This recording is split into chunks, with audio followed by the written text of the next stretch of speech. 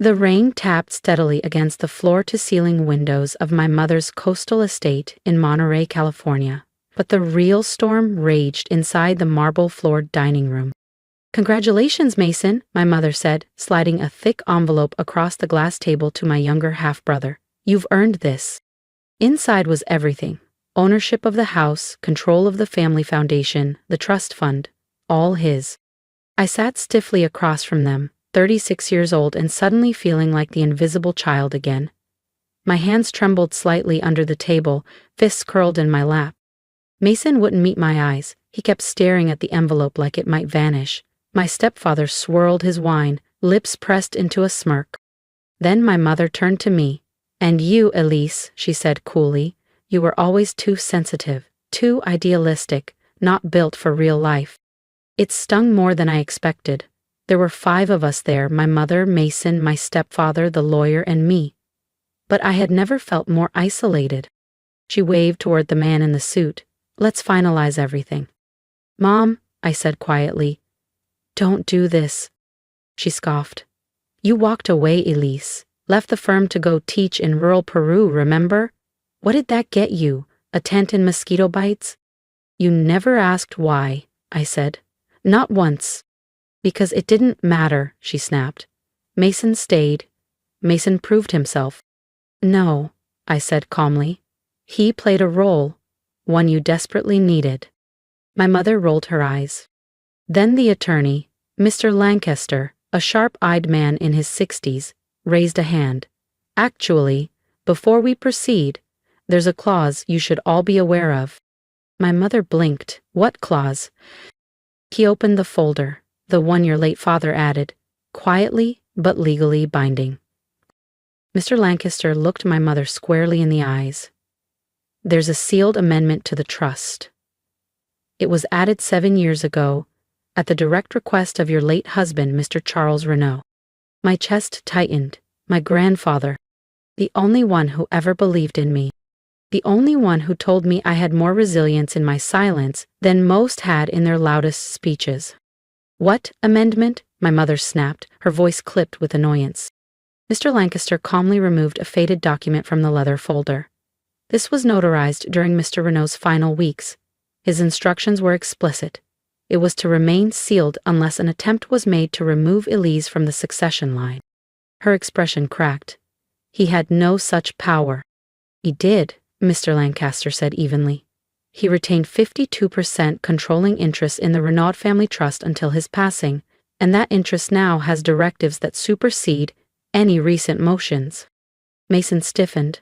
My stepfather said nothing, his wineglass hovering mid-air. Mr. Lancaster turned toward me.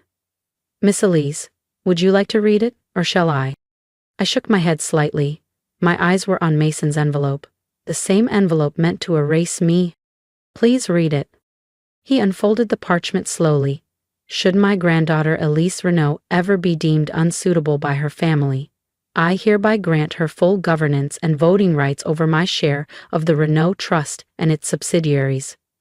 This shall take effect immediately and shall supersede any previous provisions. Furthermore," he continued, "no changes to estate ownership or family governance may be made without her written consent." Silence fell. Even the ocean beyond the window seemed to pause. "What the hell does that mean?" my mother barked. Mr. Lancaster looked at her, then to me. "It means your daughter is now the majority controller of the trust. Nothing signed today will stand without her approval."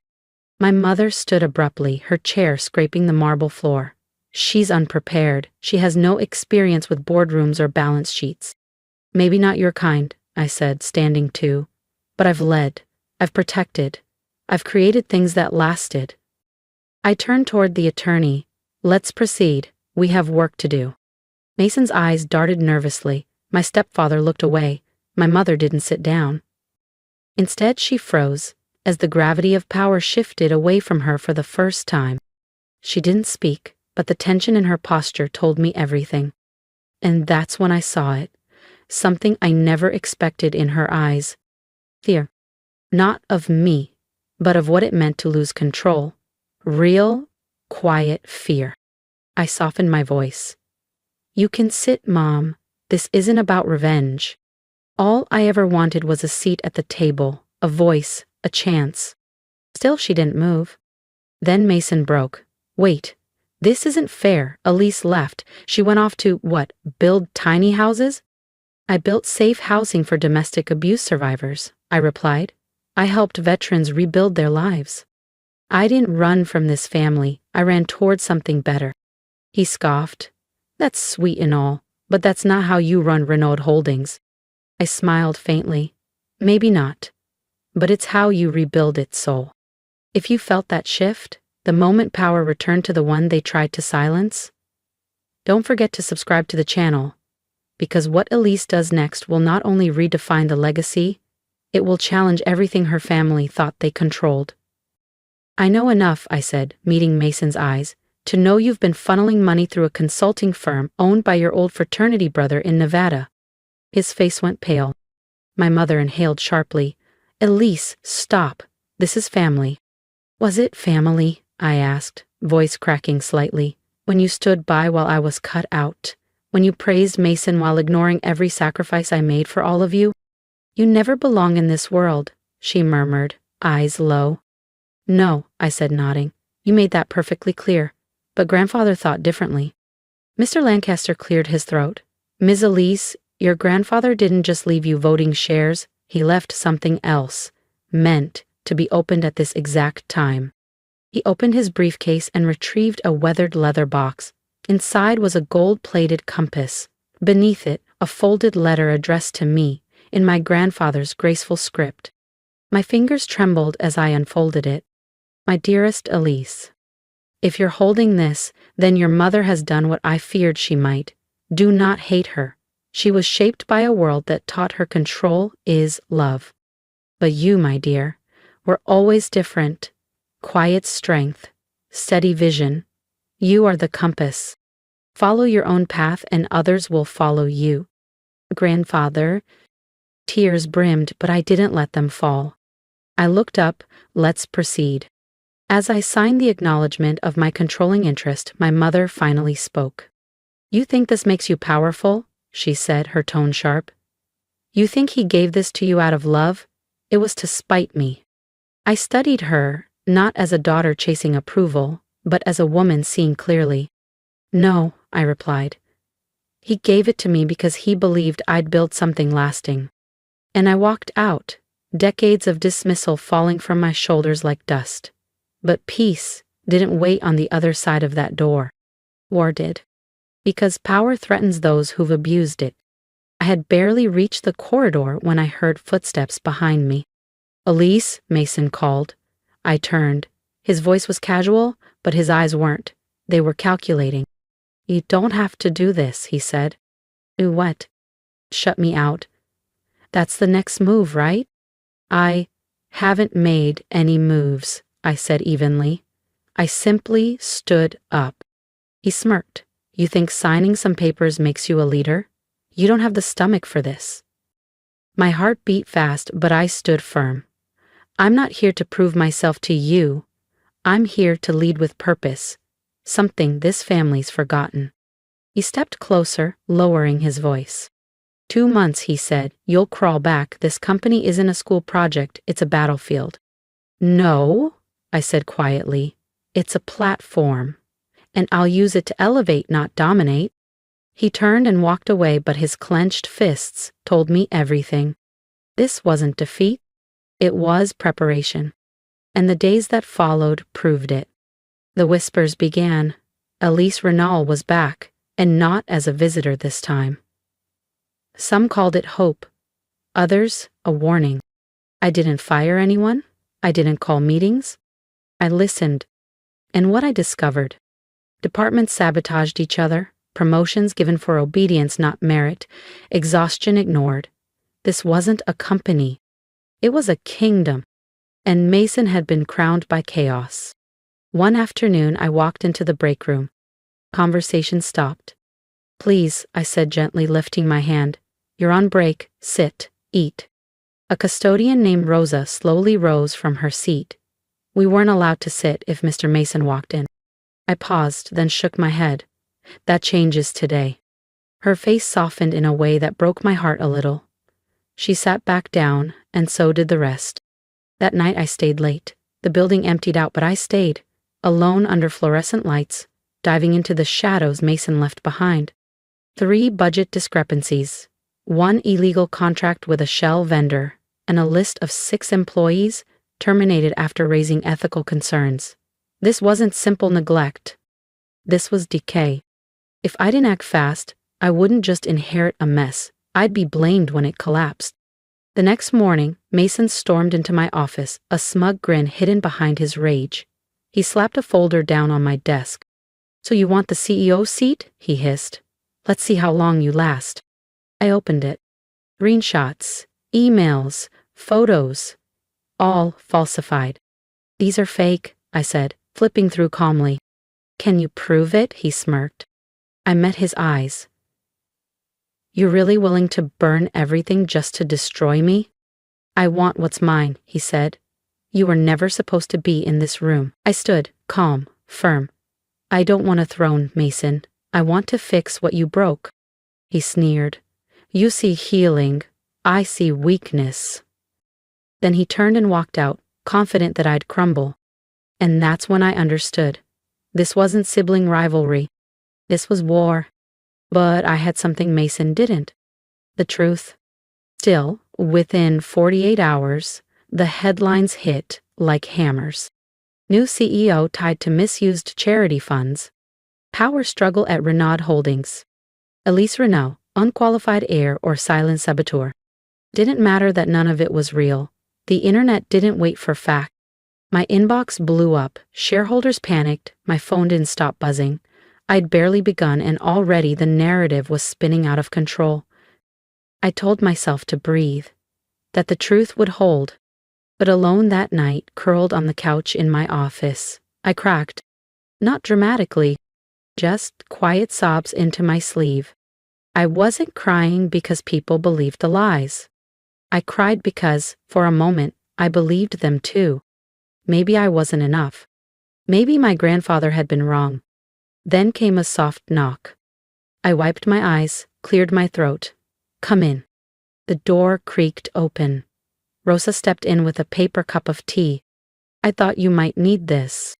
"You didn't have to," I whispered. She sat beside me. "You looked like you did." "No one ever brought me anything when I cried in this room," she added. "Maybe it's time someone breaks the cycle." Her words settled deep into my chest. "Thank you," I said softly. She looked me in the eye. "Miss Elise, do you want the truth about your family?" I hesitated, then nodded. "I've worked here 28 years, she said. "I've seen everything they try to hide." I stayed silent, throat thick. "You always looked people in the eye," she said gently. "That's why I believe in you." "Why help me?" I whispered. She smiled. "Because someone once helped me when no one else did, and because this company doesn't need another king." She reached over and placed a hand on mine. "It needs a healer." The next morning, I entered the boardroom with steady calm. They were already there, dozens of polished shoes, impatient eyes, and voices sharper than the suits they wore. I let them speak first. Accusations, doubts, demands for resignation. One shareholder threatened a lawsuit if I didn't step aside with grace. When the room finally quieted, I stood. "If anyone here can prove those documents are authentic," I said clearly, "I will resign. Today." Silence. Then I slid a stack of originals across the table. Audit trails, financial inconsistencies, side payments buried in consultant contracts. Mason's fingerprints were everywhere. I clicked the remote. The projector lit up. Security footage filled the screen. Mason entering the finance wing after hours, accessing a locked terminal, plugging in a USB drive. The timestamp? The same hour the falsified documents were created. No one said a word. "Truth matters," I said. "But I didn't come here to destroy my brother. I came to rebuild what he compromised." I turned to the firm's legal counsel. "My grandfather didn't choose me because I was flawless. He chose me because I still believe people can change, even the ones who've hurt us most." "I won't press charges," I continued, "but Mason is suspended pending a full internal investigation." There was a long, stunned pause. Then Mr. Halpern, a gray-haired former board member, stood up slowly. I misjudged you, he said. I thought you were too soft for this, but today, you reminded me why we started this company. It wasn't about power. It was about people. The energy in the room shifted. No cheers, no applause, just quiet recognition. Mason never returned. But 2 days later, an envelope appeared on my desk. Handwritten. Elise, I don't expect forgiveness. I didn't just want the company, I wanted to be seen. I always believed you got the love I never did. Maybe you just earned it differently. Mason. I folded the letter and placed it beside my grandfather's compass. Not every battle ends with a sword. Some end in silence. And some victories are born not from rage, but grace. The office felt different now, not quieter, more present, awake. A month had passed since that morning in the boardroom. The press retracted the false accusations. Some called it luck. But those who mattered knew better. It wasn't luck, it was integrity, holding the line when it would have been easier to walk away. There was only one voice I hadn't heard. My mother's. No calls, no messages, not even legal threats. I figured she was off somewhere, rewriting the story in her own favor. Until one quiet Sunday, I stepped into my office, and she was there, sitting across from my desk. No makeup, no posture, just tired eyes and folded hands. I had to see it, she said. See what? That you didn't burn it down. I didn't reply. She looked older than I remembered, smaller even, like she had finally run out of fight. You were right, she said softly. About Mason, about me, about how we lost sight of what mattered. I said nothing. I wasn't ready to make it easy. She reached into her purse and handed me a photo. Me and Grandpa. I was 12, covered in paint. He was laughing. He said you'd change everything, she whispered. I just didn't want to believe it. If I did, I said gently, it's only because he believed in me. She nodded. I came here to say something I should have said a long time ago. She looked up, meeting my eyes. I'm sorry, Elise, for everything. And for the first time, I didn't feel small anymore. But healing doesn't start with blame. It starts when someone chooses to break the cycle. So I nodded. Thank you. I just needed to say it before I ran out of time, my mother whispered. Then don't, I replied softly. Fix what you can. It's not too late.